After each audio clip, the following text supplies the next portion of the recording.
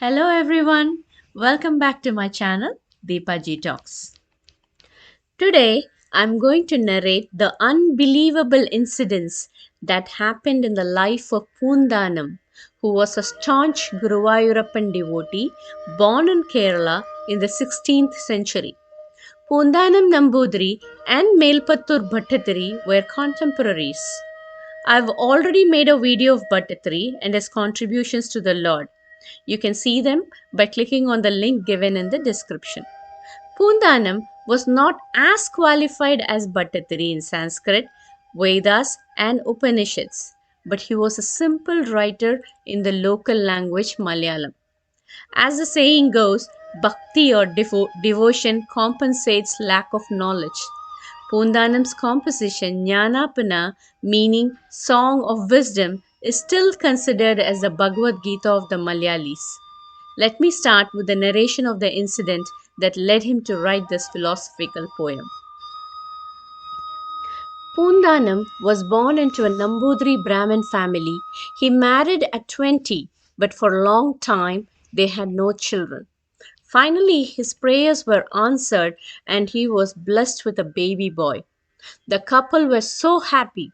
They enjoyed and cherished every moment, day and night, spending time with their child.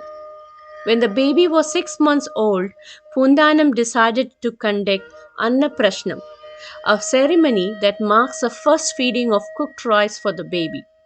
He fixed an auspicious date for the ceremony and invited his friends and relatives. On the day of the ceremony, everybody in the house got up very early. Poonthanam's wife gave a nice bath to the baby, dressed him, fed him, and put him to sleep on a mat on the floor. She tucked the baby with a white, nice sheet. The baby was sleeping peacefully. The invitees started coming in. In those days, the Brahmin women used to cover their body with a white cloth and hold a palm leaf umbrella when they went out. Poonthanam's wife greeted the guests and pointed out the baby's room to put their covering white clothes. The lady who went in first put her cloth on the mat of the baby. As the room was not properly lit, no one noticed that the child was sleeping on the floor. Soon, one by one, the ladies unknowingly piled up their clothes on the same mat. It was time to bring the baby to the ceremony spot. The mother went into the room to pick up the baby. She saw a heap of clothes where the baby was sleeping. She removed all the clothes and cried out loud. The little one was lying dead from suffocation. The world turned upside down for Poonthanam. Grief-struck, Poonthanam ran to the Guruvayur temple and fell at the god's feet, crying and praying immensely.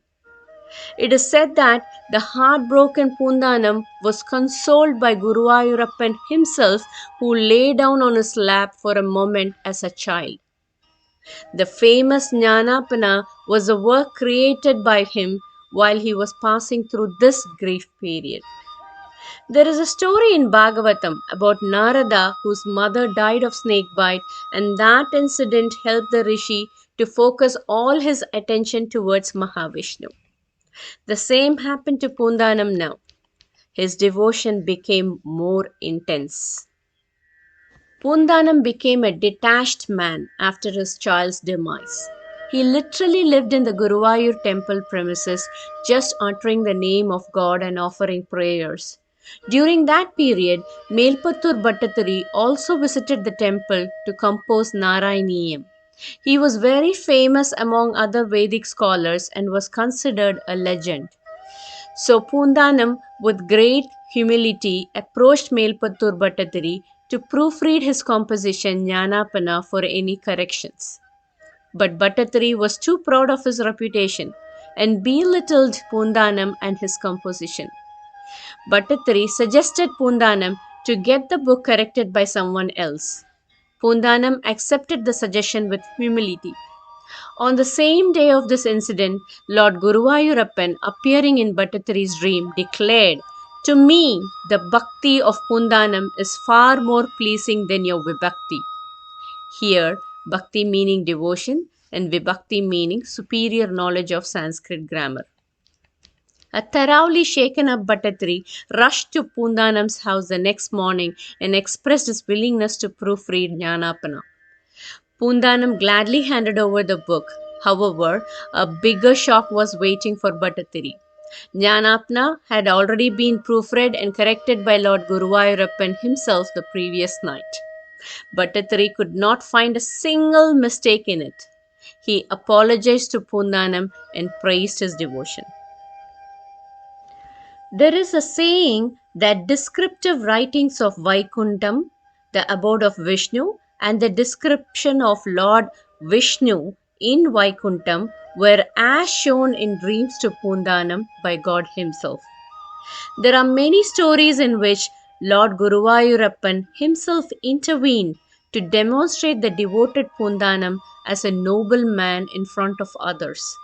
Poonthanam, who was happy chanting God's name always, also excelled in capturing people's heart by his beautiful Bhagavatam discourses.